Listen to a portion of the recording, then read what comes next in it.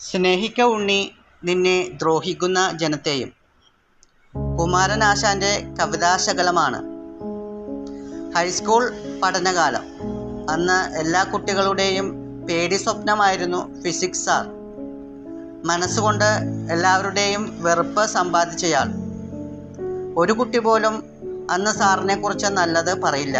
കാരണം അദ്ദേഹത്തിൻ്റെ പെരുമാറ്റം മക്കളോട് എന്ന പോലെയല്ല, മൃഗങ്ങളോട് എന്നതുപോലെയായിരുന്നു. സ്കൂൾ വിദ്യാഭ്യാസത്തിനു ശേഷം നീണ്ട 29 വർഷത്തിന് കഴിഞ്ഞ് ഞങ്ങൾ ഒരു പൂർവ്വ വിദ്യാർത്ഥി അധ്യാപക കുടുംബ സംഗമം നടത്തുകയും അതിലേക്ക് എല്ലാ അധ്യാപകരെയും ക്ഷണിക്കുകയും ചെയ്തു. കൂട്ടത്തിൽ ഫിസിക്സ് സാറിനെയും. നീണ്ട വർഷങ്ങൾ ഞങ്ങളുടെ എല്ലാവരുടെയും മനസ്സിൽ നിന്ന് ആ അധ്യാപകനോടുണ്ടായിരുന്ന മാനസിക അകൽച്ച എല്ലാം മാഞ്ഞുപോയിരുന്നു. പക്ഷേ അദ്ദേഹം ഞങ്ങളുടെ ക്ഷണം നിരസിക്കുകയായിരുന്നു.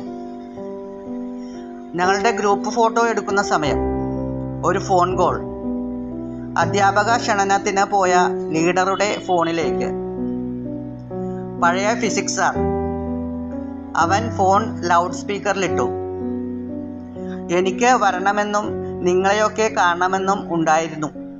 പക്ഷേ ഞാൻ നിങ്ങളെയൊക്കെ കുറേ തല്ലിയിട്ടില്ലേടാ. ഒരു നിശബ്ദത. ആ സ്വരം ഇടറുന്നുണ്ടായിരുന്നു. പിന്നീട് വിളിക്കാമെന്ന് പറഞ്ഞ് ഫോൺ കട്ടാക്കി. ഞങ്ങളെല്ലാം മറന്നപ്പോഴും കുറ്റബോധം ജീവിത സായാഹ്നത്തിൽ ആ അധ്യാപകനെ ഇപ്പോഴും അലട്ടിക്കൊണ്ടിരിക്കുന്നു. വചനം ഇങ്ങനെ പറയുന്നു: നിങ്ങളെ സ്നേഹിക്കുന്നവരെ മാത്രം നിങ്ങൾ സ്നേഹിച്ചാൽ എന്ത് പ്രയോജനം?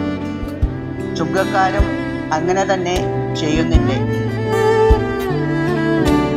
ഓരോ ദിവസവും മറ്റുള്ളവരോട് സ്നേഹത്തോടെ പെരുമാറാൻ ശ്രമിക്കാം.